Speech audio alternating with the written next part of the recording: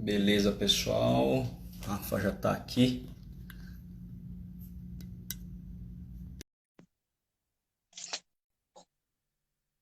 Grande Edu, sempre aí também. Massa.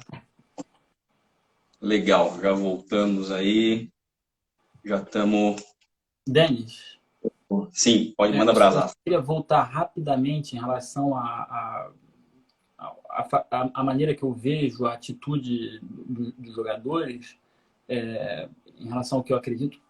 Mais uma vez, não trabalho com alto nível, mas eu acho que os mais fortes nunca são lisos, não são pessoas lisas, são sempre pessoas ásperas. Então quer dizer que são personalidades fortes. Então, se eu começar a punir o cara que tem um potencial porque ele não teve o comportamento que eu acho que é o comportamento ideal, né? Atenção, estou falando de alto nível, Denis, não estou falando de escolinha de tênis, um moleque que quebra a raquete, não vou dizer que vai quebrar, não é isso que eu estou falando, pelo amor Sim, de sim, Deus, sim. não é isso. Estou Perfeito. falando de projeto, mas se eu não Hum. tentar entender o que acontece na cabeça do cara, por exemplo, o pessoal sempre falou aqui, no documentário aqui, Juninho jogou, ainda por cima eu sou vascaíno, Juninho para mim, um maestro. Juninho, o maluco Batia é falta, chato. hein? Oi? Batia falta, hein? Batia. Era bom, habilidoso, habilidoso. Cara, recomendo. Vamos pro então, só tem Sensei. Recomendo veementemente. Tô vendo agora o. Como é que é em português? O Último Arremesso no Netflix, sobre o Chicago Bulls dos anos 90. Uhum. Meu irmão, quem vai lidar com o Dennis Rodman, com. Meu irmão, viu a personalidade dos caras, meu irmão? Os Não caras é fumavam negócio, eu vi só o charuto. primeiro. Uhum. Os caras fumavam charuto. Michael Não, Jordan o zoava o tempo Jackson é um inteiro. Então, gênio. assim, O Phil então, Jackson é um gênio, né? gênio, gênio. Gênio. Gênio total. Eu sempre falo Gênio que total. o cara, para ele ser professor, assim, mas é treinador, né? Eu acho que ser professor tem que estudar outras coisas, mas eu vejo que assim, cara, como muda, se a pessoa souber ver com calma e tal, né? Só o Eduardo Rocha, não é filme, não, é a série O Último Arremesso, Netflix, sobre o Chicago Bulls nos anos 90. Vai, tá? Isso, Desculpa, é te isso aí, interrompi. isso aí. Falando sobre essa questão do Phil Jackson, né? Que, óbvio, os jogadores, né? Que Michael Jordan já era MVP há muitos anos, né? Melhor jogador da liga e tudo mais, mas faltava realmente a sistematização, faltava todo um contexto para que o time pudesse ser vencedor, que é o objetivo de uma equipe de alto rendimento, né? E o Phil Jackson veio para poder integrar aí e juntar, tecer essa complexidade, né? E eu acho que, sinceramente, assim, puta, cara, é duro saber que não é muita gente que teve acesso, né? Até por uma falta de dificuldade de formação, né? Os cursos de educação física no Brasil não contemplam muito as habilidades pros treinadores, habilidades relacionais, né? Que eu falo, de comunicação e tudo mais. Mas, puta, teria que todo mundo ler que quer ser treinador, ler o livro Cestas Sagradas. Assim, muito importante, que é o livro que o Phil Jackson narra todo esse percurso, né, do primeiro título até o sétimo título, né?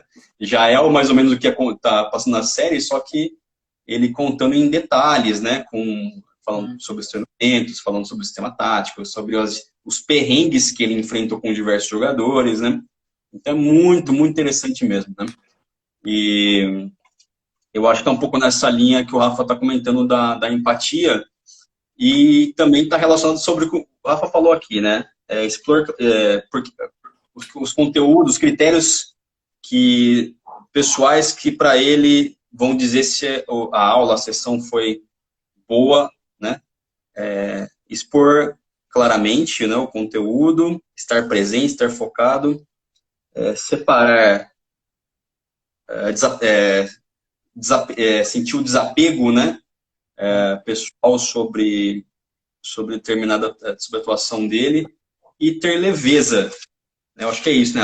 Ter leveza para poder encarar as diferentes situações, né? E, gente, isso aí é muito, muito assim, vem muito realmente de você estar imerso na situação ali, é o que o Phil Jackson coloca, né? Que toda a sessão dele, O que ele queria buscar é um alto grau de conexão entre os jogadores em função de um objetivo, né? Também muita coisa traz incerteza, né? Então, de um objetivo por sessão, simplificar toda a estrutura, apesar do sistema tático ser super... Parecia uma espécie de carrossel holandês, que os jogadores ficavam toda hora trocando de posição, né? Chama triângulo ofensivo lá, tudo mais, enfim. Mas a questão é relacional mesmo, né? Porque ele fala, o meu objetivo todo treino era o quê? Fazer com que eu, os treinadores e a comissão técnica estivéssemos em estado de fluxo, estado de flow, sei lá, epifania, o que você quiser, né? Quiser relatar.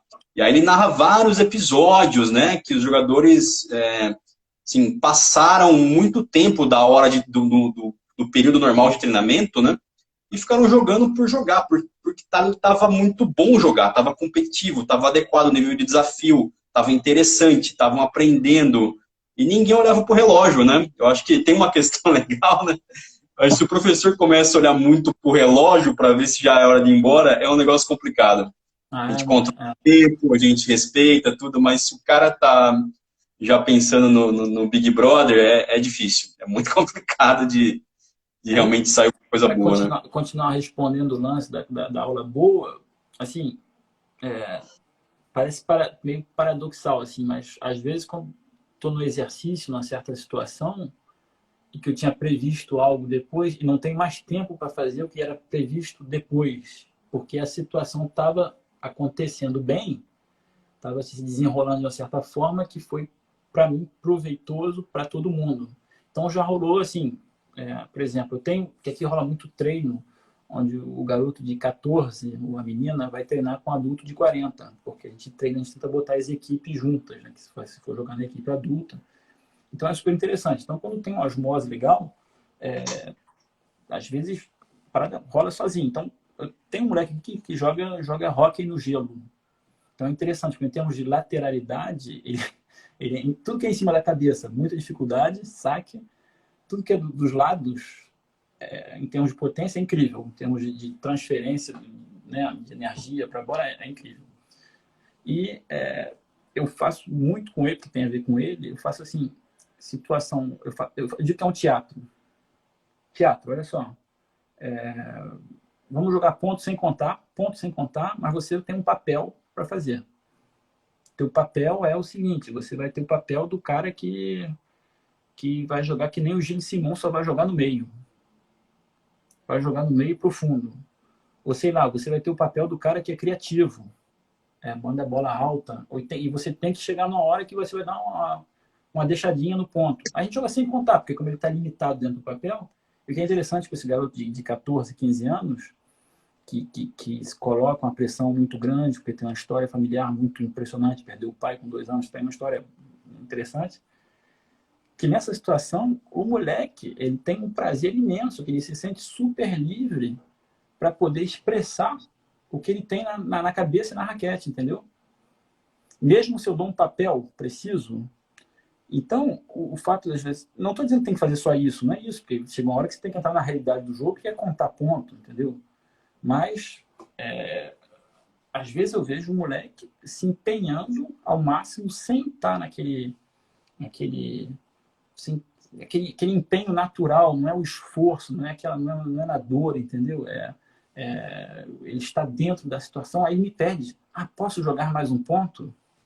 Aí vai, pega a chave e vai. Esse aí, para mim, é um indicador muito importante de como está rolando a aula. Não quer dizer que 10 minutos depois vai estar bem. Pode ser que 10 minutos depois o negócio vai virar, entendeu? Então, só para completar isso aí. Muito legal. E acho que o professor tem que conviver com essa possível perda de controle, né? Acho que é uma questão que às vezes a gente quer ter os parâmetros do jogo na mão e fazer com que os jogadores cumpram, né, com o critério que foi estabelecido, foi planejado, né?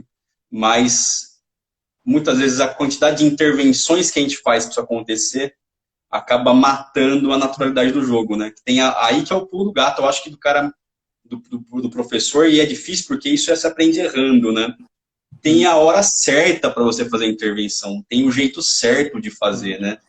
Então é complicado também, porque óbvio que é muito mais interessante e participativo, né? Como você disse, pô, o treinador que tá gerenciando o cenário, né?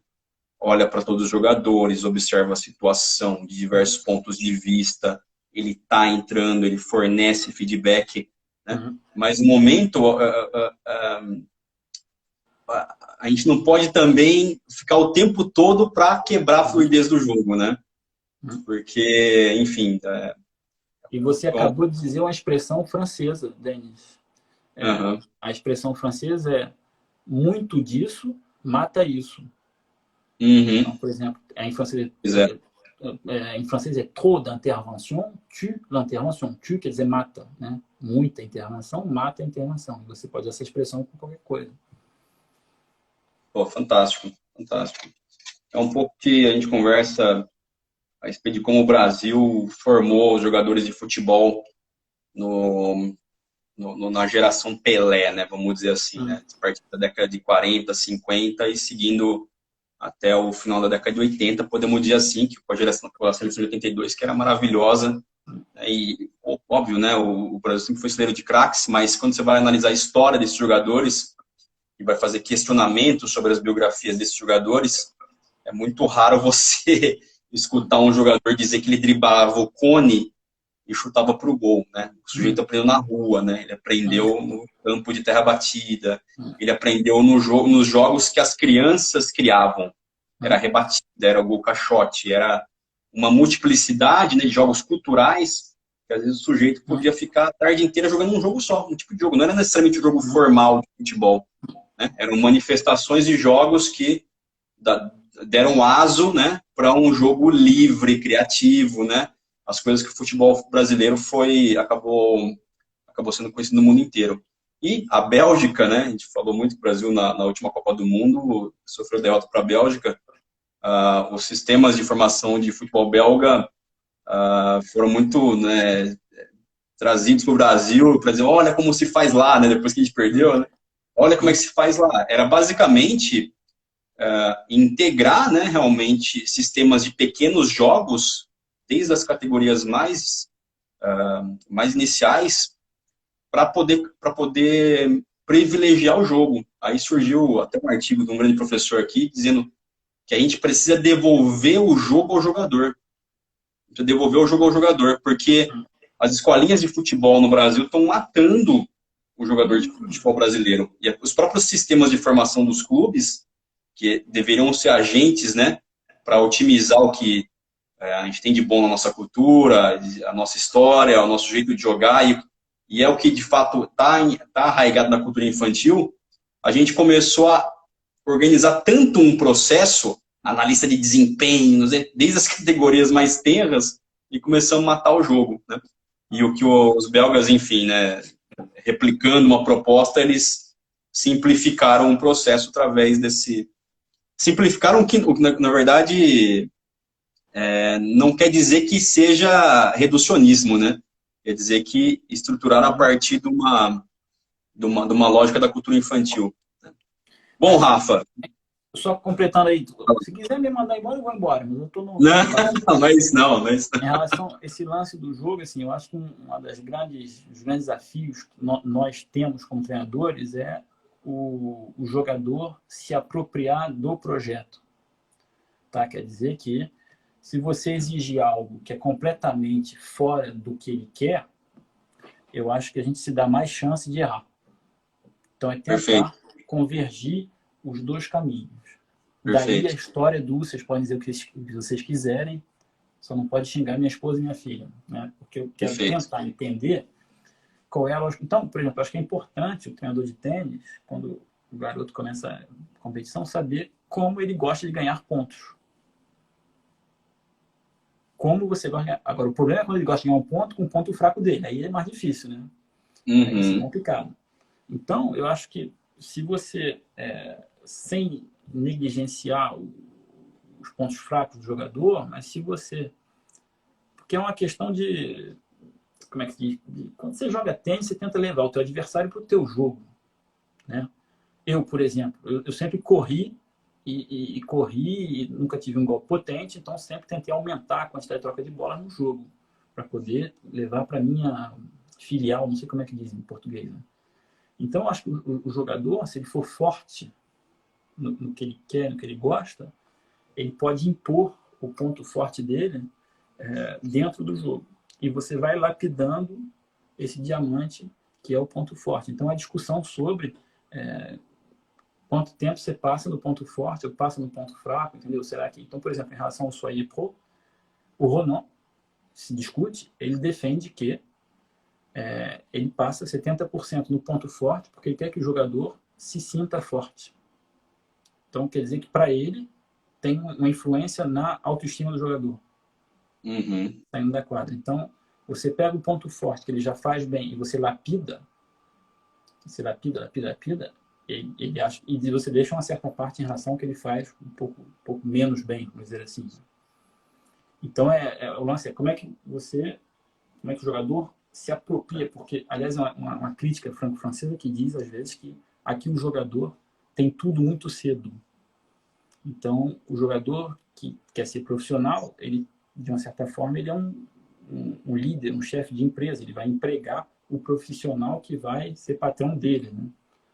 E tem pessoas aqui que dizem que, às vezes, o jogador, como ele é forte muito cedo, que ganha tudo muito cedo, não estimula a ser autônomo no seu processo na forma na qual ele leva a sua carreira, entendeu? Ele recebe, treina, mas nunca decide o que ele quer. Isso é uma discussão que existe aqui. Não estou afirmando, estou falando de questões que existem, entendeu? Show de bola. Rafa, agora vou para uma questão um pouco mais macro aí para você. Bom, observando, né, sua live, tanto com o Ricardo Matar, como com o Jorge Deuneiro e durante a nossa conversa, com o Lohan também, né, e dessa nossa vivência, essa trajetória já um pouquinho mais longa, ficou muito claro que o que existe são investimentos, né, uma cultura pública esportiva na França, através de vários mecanismos para poder dar suporte, né, para um sistema de formação, né, que seja formação a longo prazo, que ele seja disponibilizado para o maior número de pessoas possíveis, né? Eu imagino que qualquer francês possa jogar tênis na França, né?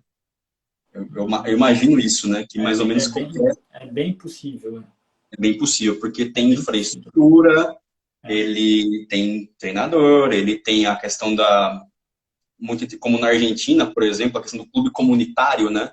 Não é sabe, as pessoas podem compartilhar, é da prefeitura o espaço, e tem pessoas que a comunidade ajuda a cuidar do clube, né? E aí tem as ligas esportivas e tudo mais.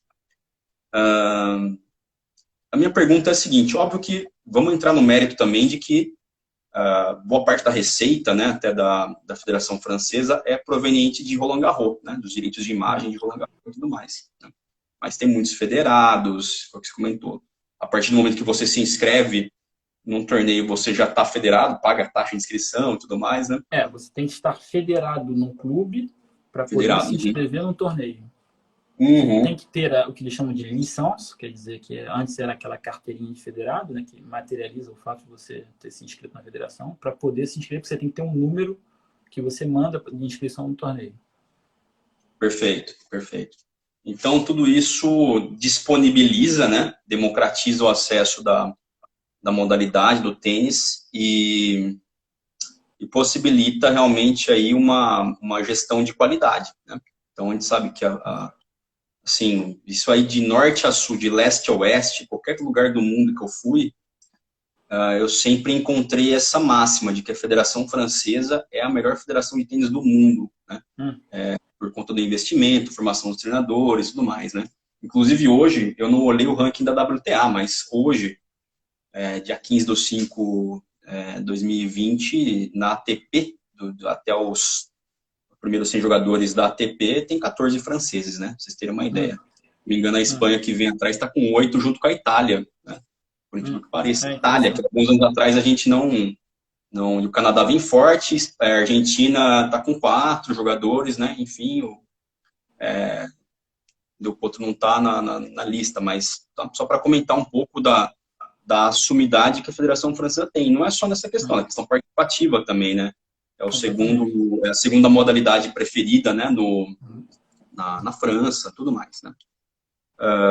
Isso se a gente não for falar do cenário sociocultural, né, Rafa? Porque você vai falar de João Le Palme, né? Você vai se referir necessariamente à França e toda essa questão. Mas o ponto que eu queria chegar é um pouco a situação que a gente tem passado no Brasil, sobretudo nos no último ano e meio, né? De algumas questões relacionadas ao ponto de vista político, a um processo de desinvestimento esportivo. Hoje a gente nem tem mais o Ministério do Esporte, né? Um ministério que está acoplado, que chama Ministério da Cidadania. Todos os recursos foram basicamente diminuídos, a gente não tem mais Bolsa Atleta, a lei de incentivo ao esporte está contraída, uma série de situações que estão fazendo realmente o esporte brasileiro consequentemente, o tênis vem nesse pacote a sofrer com essa política de desinvestimento. E existe um discurso dentro do cenário brasileiro que, infelizmente, os professores de tênis, como via de regra, quase que no Brasil, defendem muito o que eu vejo assim, eu chamo de uberização, né?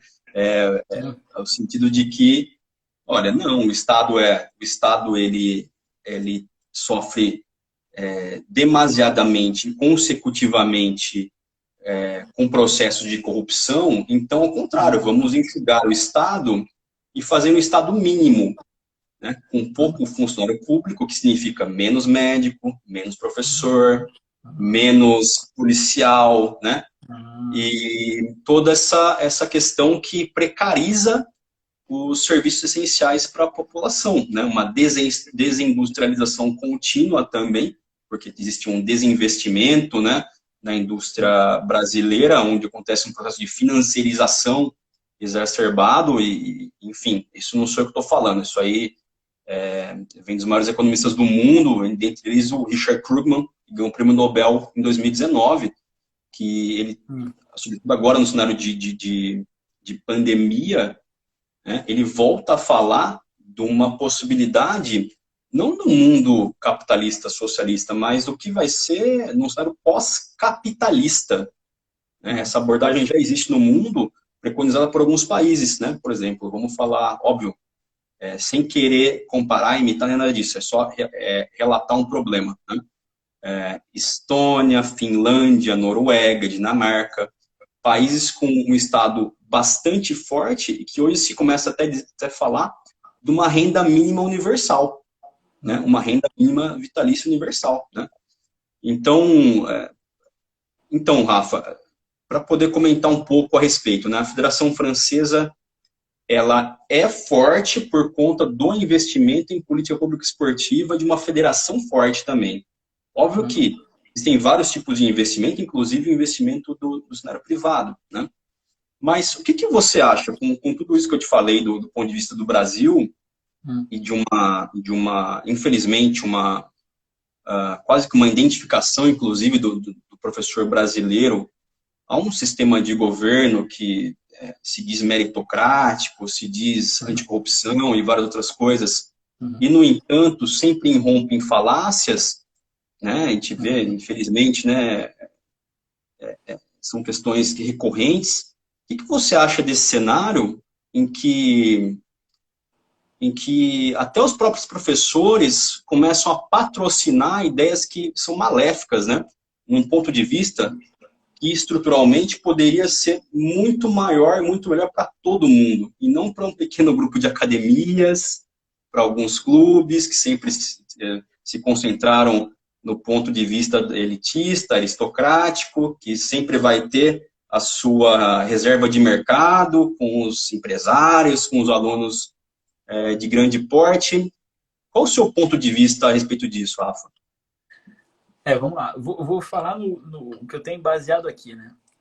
Você já disse, Roland Garros é da federação, não é privado.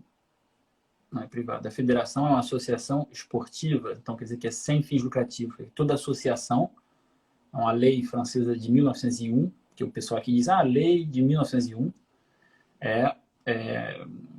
tem um status que é sem fins lucrativos, né? Você não pode ter lucro de não sei quanto, senão dá problema.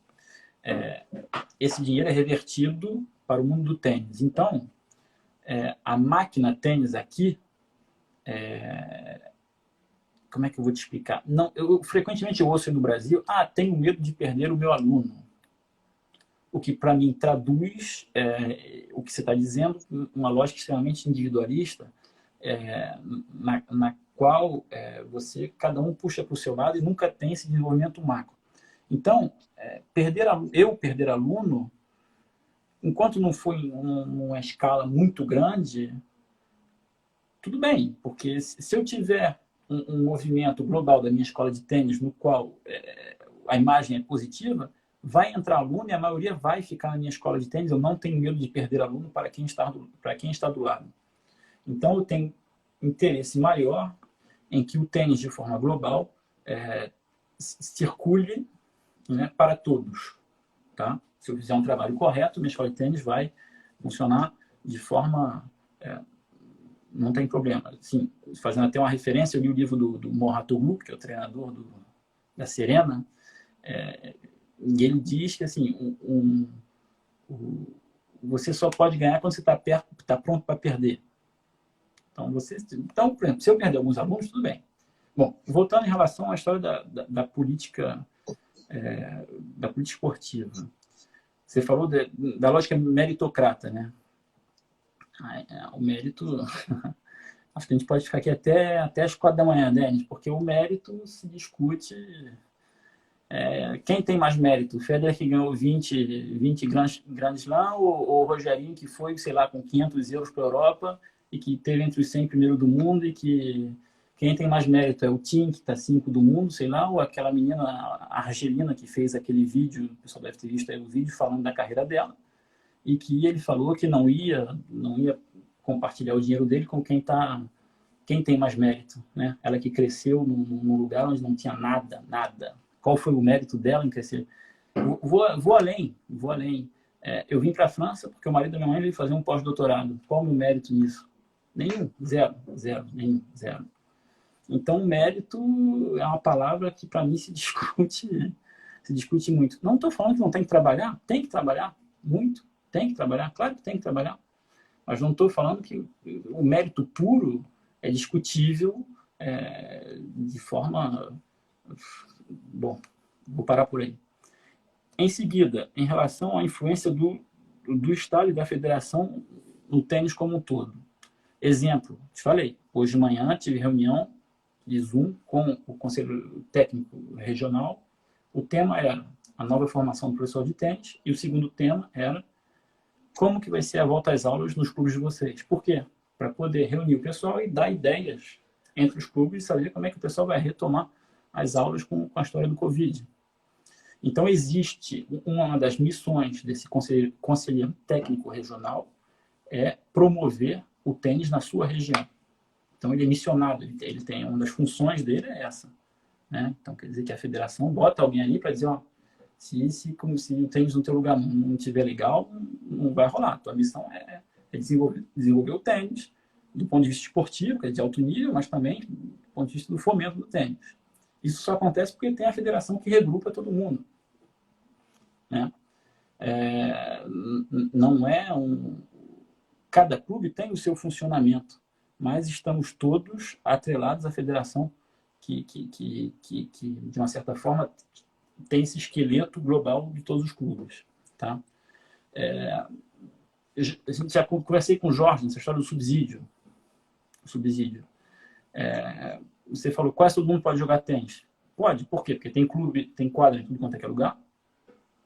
Como se disse, as quadras pertencem ao município, não são quadras privadas. Então, o município não tem fundo lucrativo, porque é o Estado.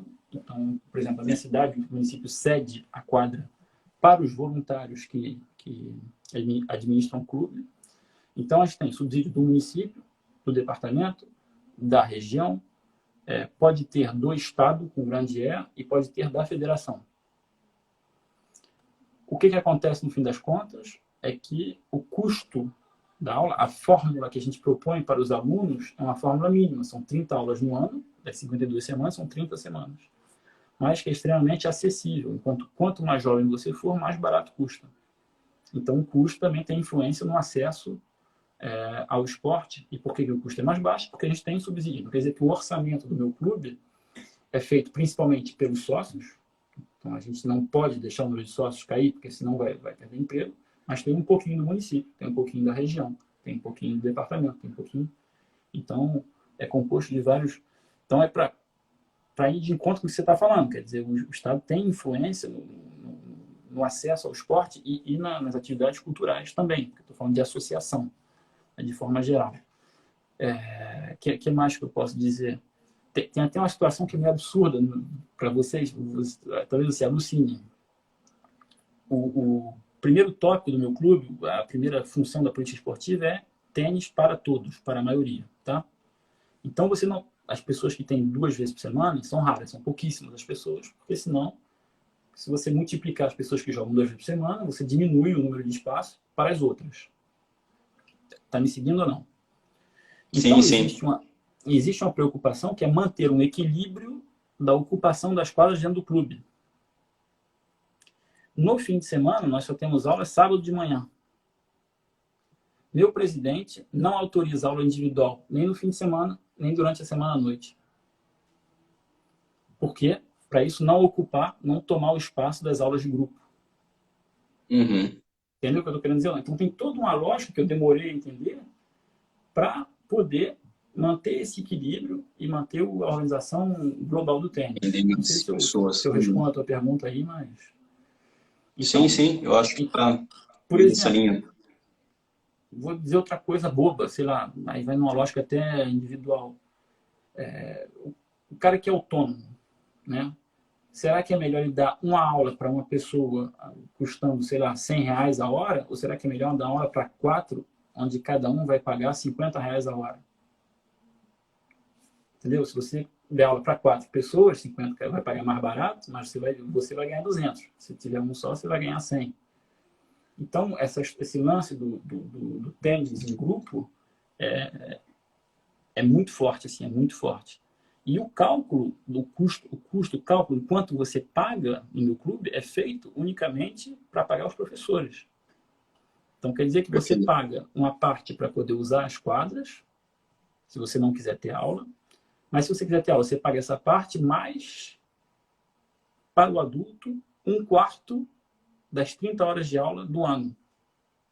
Então, se eu não preencher o meu grupo com 4 alunos, quer dizer que eu perco dinheiro aqui.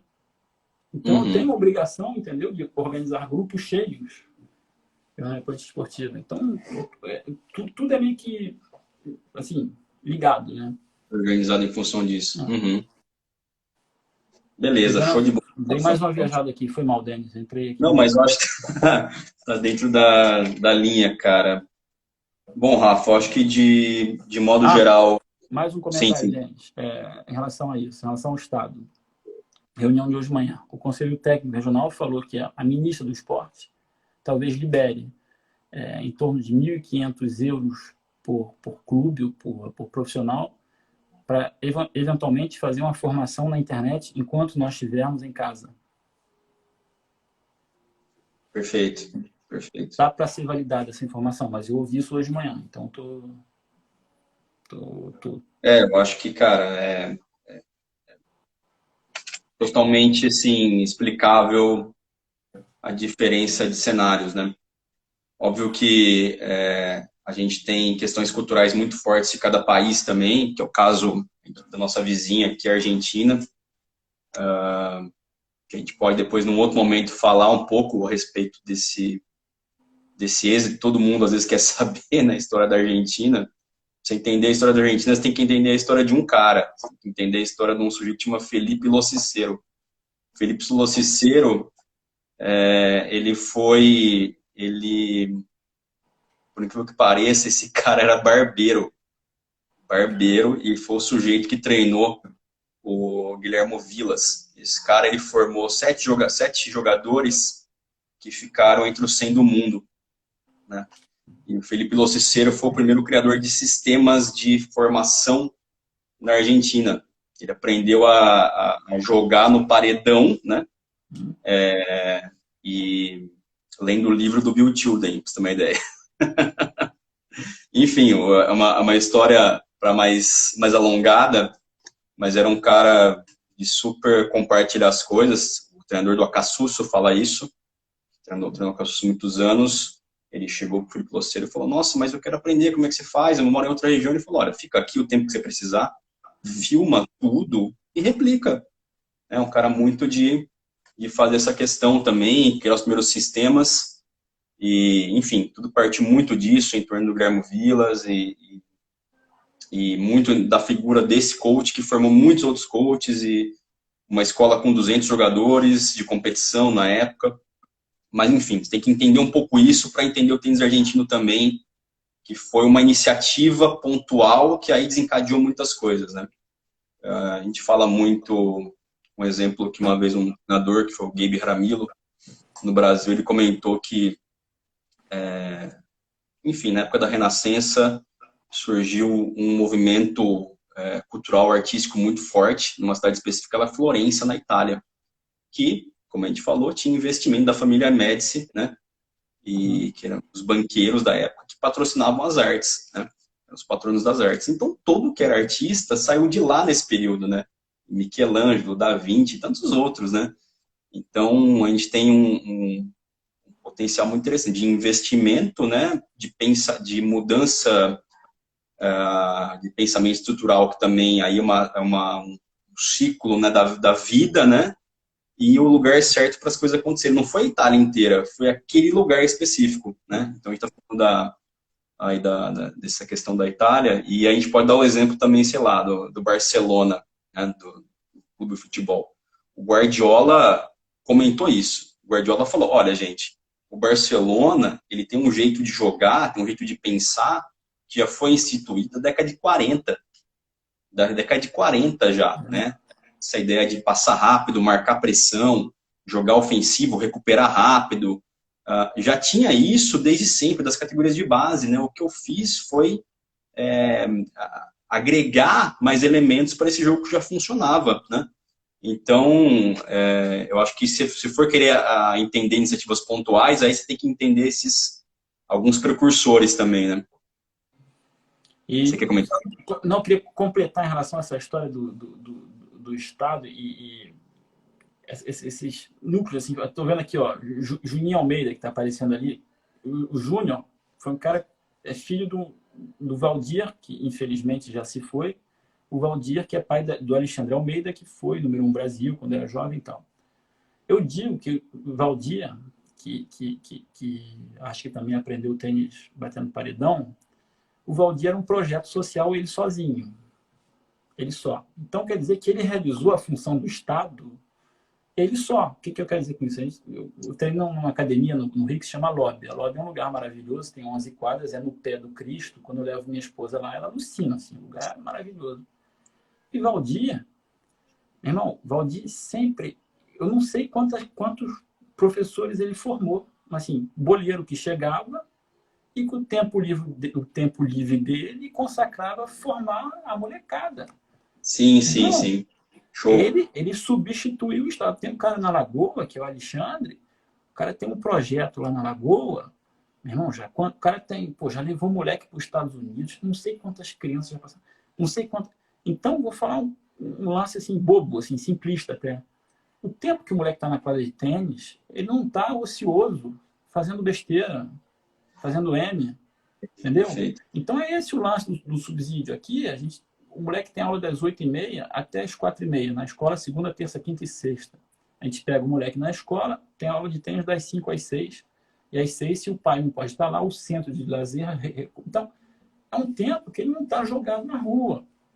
Ele está ou na escola, ou está, entendeu, fazendo atividade, entendeu? Aí tem outras discussões, será que a gente está substituindo os pais? Então, são outras discussões. Mas, mesma coisa, escola o dia inteiro. Escola o dia inteiro permite que os pais trabalhem o dia inteiro. Eu estou saindo um pouco do tênis, Sim. mais uma vez, é o Estado que segura o fato de ter a escola o dia inteiro. Ótimo. Uhum. Vou te dar outro exemplo, vou parar por aí, né? Senão o pessoal vai me xingar aí. Ótimo, cara. Minha filha tem 2 anos, quase 3, tá? Eu tenho os horários meio esquisitos, porque eu trabalho mais de noite. Então, arrumei a babá. A babá, cara, eu tenho ajuda, porque eu pago a babá de quase metade do custo da babá. Por que eu estou falando disso? Do fato de eu ter essa ajuda, minha esposa pode trabalhar. E como eu não sou rico, esse dinheiro eu gasto, quer dizer, esse dinheiro volta para a economia, eu não acumulo dinheiro, não acumulo capital. Então, esse é um dinheiro que permite que eu trabalhe, minha esposa trabalhe e a babá trabalhe. É a mesma coisa o subsídio em relação ao esporte. Pessoa que tem um dinheiro entra no tênis, entendeu? Então, o dinheiro circula, entendeu? Então, na minha visão, sim, eu não conheço muita coisa, estou descrevendo o que eu vivo aqui e o que eu aprecio. Outra doideira aqui, hospital, quando minha filha nasceu, minha esposa teve complicação. Não tirei nada do bolso, fora o imposto que eu pago, né? Todo mês eu pago imposto. Mas na hora eu não paguei nada. A gente saiu da maternidade sem desembolsar nada na hora. Nada, nada. Uhum. E essa coisa. Aí depois desse dia, meu irmão, vou pagar imposto. Estou gostando de pagar imposto. Aí quando diz, mas a corrupção, então vamos tirar? Tem um amigo meu, vou repetir, amigo meu que é o Alexandre Borges, da Alagoa, isso aí. Amigo meu, João Cavalcante, músico, filho do Lenine. Não sei se você conhece Lenine, músico. Estudou Sim, comigo, sim. treinando. Muito João Cavalcante. Ouça João Cavalcante, ouça. Você diz, tá com problema na tua pia, a pia vaza. O que você faz? Você tira a pia? Você fica sem pia em casa? Ou você conserta a pia, entendeu? Bom, vamos voltar Perfeito. pro tênis aí, Denis, senão a gente vai ser xingado aí na parada. Perfeito. Eu acho que essa é uma discussão muito, muito válida mesmo, né? Até porque, né, cara, o professor, ele acredita numa evolução, né, pessoal das pessoas também, né? Uma evolução que vai estar muito além, transcende, né, os conteúdos que a gente me ensina numa aula, né? E a gente acredita num paradigma de que o que a gente está ensinando não é senso comum, né? Foi um conhecimento balizado, sistematizado pela humanidade para ser considerado válido.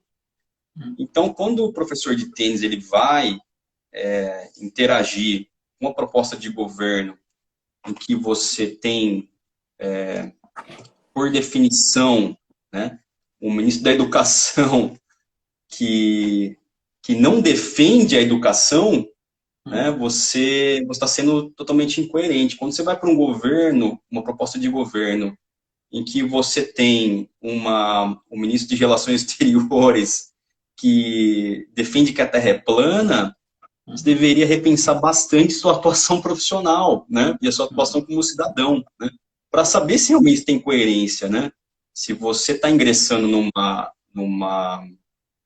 caminho sem volta, né, num caminho que a gente está vendo hoje, que o país está se tornando na verdade, a gente não fala que é uma situação de... Eu não acredito muito nisso de imposição através do militarismo, nada a ver disso. Eu acredito num desgoverno, completamente anomia social, né? Não tem governo. Essa é a questão, né? Um Estado totalitário, ele tem um eixo central, ele tem diretrizes, não é isso que é isso aí não existe, né? Um governo que vai contrariar as medidas da Organização Mundial da Saúde, você realmente deveria verificar realmente a sua atuação como pessoa, né? E realmente repensar essas premissas para a sua vida. Essa acho que é o meu recado final Uma aí, discussão né? muito. É, Vendo daqui é muito esquisito, muito esquisito. é muito estranho mesmo. A gente fala que a gente tem algumas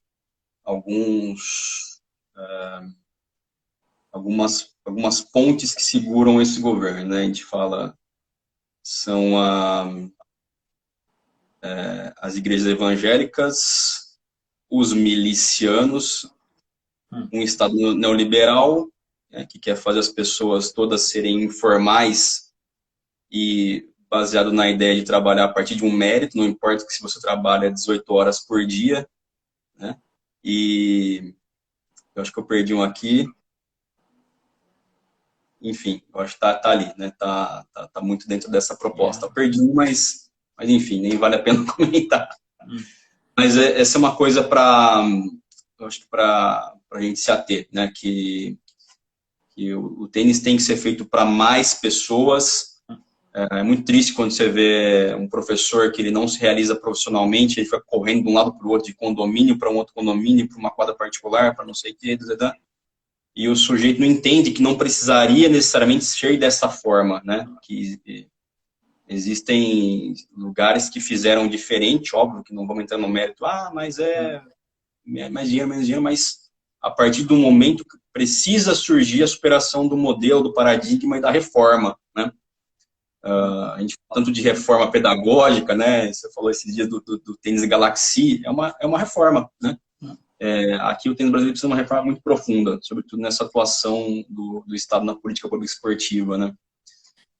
Eu acho que isso. Em termos de política esportiva, assim, o Brasil é um país continental. E, assim, se o Estado não for, nem o Lohan foi em Minasul, quem vai em Minasul dar aula de tênis? Quem vai no interior de não sei da onde? Quem vai desenvolver o esporte lá? Quem vai usar a ferramenta esporte nos lugares se você não ganhar dinheiro? Quem vai lá? Quem se propõe de lá? Quem? Exatamente. Então, assim, eu acredito, eu acho que a prioridade, eu escrevi um texto em cima disso, o pessoal pode ver que a prioridade do Brasil, primeiro, é massificar, botar a galera para jogar. E não é só tênis, pode ser, sei lá, meu irmão. Por exemplo, eu acho que atletismo, que é o esporte mãe, né? Para mim, o atletismo é a filosofia dos esportes, assim, tudo sai dali pô, meu irmão, você tem um custo, de repente, muito mais barato, entendeu? E tem uma galera que faz um trabalho sensacional. Meu irmão, tem a galera que faz trabalho caritativo, trabalho em comunidade aí que, meu irmão, é alucinante. A galera faz um trabalho sensacional, entendeu? Não tô entrando na questão política nem nada. Isso é galera que porra, tem um espaço no céu lá já garantido há muito tempo, sei lá, tá. Então, esse pessoal, para mim, faz o papel do Estado. Esse papel quer dizer, cuidar das pessoas, né? Não não estou falando que, para mim, o Estado não tem que dar tudo, não é isso, mas pelo menos tem que induzir para que as coisas se dirijam para quem está precisando. É assim que eu vejo as coisas, entendeu? E a mesma coisa na questão da formação dos professores. Aqui, quando você faz o teu primeiro nível de formação, se você tiver menos de 25, você tem um dispositivo que paga a tua formação. Mais de 25 até 39 é outro dispositivo, entendeu? A formação custa entre 10 e 15 mil euros o ano. Então, sei lá, é discussão longa. Perfeito, perfeito. Bom, Rafa, estamos 2 horas e 47, cara, de live. Vamos bater o recorde do Lohan. A do Lohan foi 2 horas e 40. Eu acho que, na verdade, vai dar um pouquinho menos no total, que a gente tem derrubado ela um pouquinho antes, né? Mas, cara, acho que a gente conseguiu passar por todos os pontos. Beleza. Foi muito legal, assim. Eu queria só falar, né? Eu encontrei o Rafa a primeira vez em 2015 no Brasil. Foi em Valinhos que ele veio fazer uma gira de capacitação, falando da reforma do tênis francês, sobre esse programa que eu estava comentando, o Tênis Galaxy. Foi aí que eu conheci bola branca, bola roxa, comecei a interagir, até ministrei ciclos de aula para essas categorias durante o momento na Dissal, foi bem interessante. O Paulinho me ajudou muito nesse período também, que é um craque, né? Você fala na região. Paulinho é muito, assim, um cara muito paciente e muito focado em realmente cuidar bem das crianças, né? Eu acho isso essencial. O que eu falar é o seguinte, bom, a ideia de fazer essas aulas live realmente é trazer gente que é referência, para ajudar os pais, ajudar os treinadores. O Rafa, assim, tem um background de formação educacional excepcional, é um cara que já está mais perto dos treinadores brasileiros. Eu fico decepcionado, eu fico extremamente triste quando eu vejo, às vezes a gente tem nosso grupo de WhatsApp, enfim, de nossa comunidade de treinadores, e eu vejo alguns treinadores que não entendem, né, realmente essa hierarquia, né, dentro do que é um treinador mais experiente, né, e como se poderia realmente valorizar essa pessoa e trazer essa pessoa para as discussões mais elevadas, e é um tema que eu saio do sério realmente quando eu vejo isso acontecer, né, os treinadores não dão valor para quem deveriam dar e, às vezes, sei lá, né, tá gastando R$ 200 para comprar um DVD do Bollettieri, né? Tô só viajando, mas tem um brasileiro, um cara que, porra, bom, tá solícito, tá disponível e o sujeito não leva em consideração essas questões, né? Então, o Rafa tá aí para ajudar. Obrigado, Rafa, por você ter topado. Não é todo mundo que fica quase 3 horas conversando numa sexta-feira, mesmo momento de pandemia. E, cara, realmente, assim, eu espero que esses momentos de intercâmbio, de conexão, eles possam acontecer mais vezes. O Lohan está com o projeto Grand Slam aqui no Brasil. Eu já falei, assim, vou continuar falando, seja para o Caio, seja para o Lohan, que eu vejo que o treinador ele tem que ser promíscuo em termos de adquirir conhecimento. Eu não gosto de falar que eu tenho uma linha pedagógica. Eu gosto de algumas escolas, estudo um pouco de tudo, mas eu gosto de manter bastante aberto. E a maneira que eu uso hoje é de estar em contato com os professores, com os treinadores, é batendo papo, conversando, e na possibilidade de fazer estágio, e viajar e tudo mais, né? E é uma coisa que eu vou sempre indicar, né? As pessoas certas para poder compor esse cenário de formação do treinador, dar opinião, dar pitaco, falar sobre planejamento, falar sobre questões pontuais da própria vida do treinador, que é um tabu ainda, né? A gente fala muito do treinador dentro da quadra, mas fora da quadra a gente esquece que é um ser humano e o que acontece fora vai influenciar o que acontece dentro, né? Como é que esse cara vive e aquela velha conversa que a gente já sabia, mas hoje se volta a falar,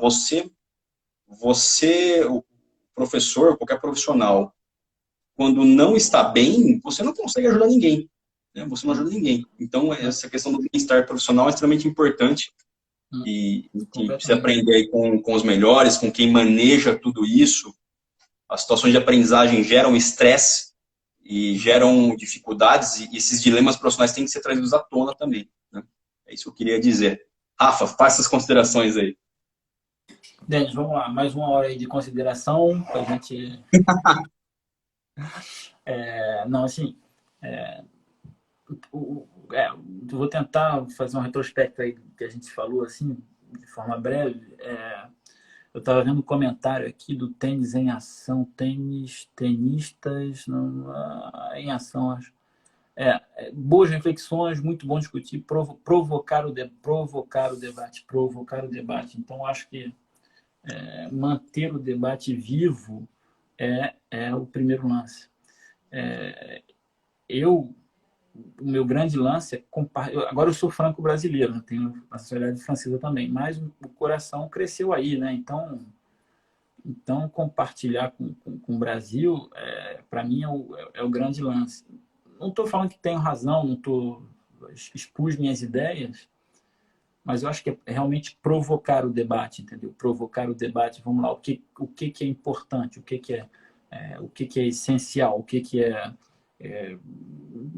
todos os pontos de vista, dentro da quadra, tecnicamente, taticamente, política esportiva, biomecânica. Nosso grupo lá, a gente tem eu não conheço o Ludiero, cara, eu nunca vi o Ludiero, mas o cara traz informação. Meu irmão, se o cara desse uma palestra aqui, sabe quanto é que custaria? Custaria uma fortuna, meu irmão. O cara compartilha coisa na internet. Meu irmão, informação top nível. Então, sei lá, eu acho que é provocar o debate, ver o que é importante aí, o que você faz, assim... Eu acho que a formação universitária, mesmo se não tem a especificidade de tênis, não tem, então talvez não seja o ideal para formar pessoas de tênis, provoca justamente o debate leva à reflexão com fundamentos, né? Então é o que você faz constantemente. Eu vim para essa conversa com cagaço, desculpa a palavra, porque eu sei que você tem uma base muito sólida, Parece, cara. teórica e empírica, né? Então tem quadro teórico, então eu vim com o que eu tinha, né? Eu dei assim, o que eu tenho, então, mas assim, provocar o debate é o lance, entendeu? Acho que é o lance e sei lá, esperar que um dia a galera tenha uma certa coerência dentro do métier, dentro do meio aí, porque outro dia no grupo lá, qual é a função da CBT, né? Qual é a função do Ministério, qual é a função do... Então, acho que, sei lá, chegar uma hora a galera vai ter que se juntar para pedir o que quer, entendeu? Para pedir... Ou então nunca vai acontecer. Eu comecei na UERJ em 98, na Educação Física. Então, eu tenho a impressão que a história do CREF não evoluiu. Começou em 98, quando eu entrei na faculdade. Difícil, cara, assim, difícil. Ver disso de longe é difícil, cara. Difícil, assim. O coração é brasileiro, mas do outro lado tem a galera top de linha aí. Tem você, tem galera que é formada, pô, vai buscar informação em todo lugar do mundo, lê em sei lá quantas línguas, entendeu? E, pô, outro dia eu vi a live tua com o Alex, meu irmão. Falei, caramba, vou dormir, que horas eu vou dormir? Eu tô entendendo 50% das coisas, mas vou assistir. Eu falo assim, tô vendo 50%, de repente amanhã eu entendo 51%. Então, estragou minhas séries, parei de ver séries, vendo várias séries, parei de ver. Não, então é isso aí, Dani. Vou lá, vamos finalizar isso aí, que eu Cara, vou mandar Rafa, mais um 3 episódio. horas. O pessoal deve estar aqui enchendo o saco. Muito obrigado novamente, Rafa. Pessoal, vai estar salvo. Muito obrigado novamente. Vamos encerrar aqui. E tá no GTV, pessoal. Muito obrigado por tudo. Valeu, Rafa. Valeu, Dani.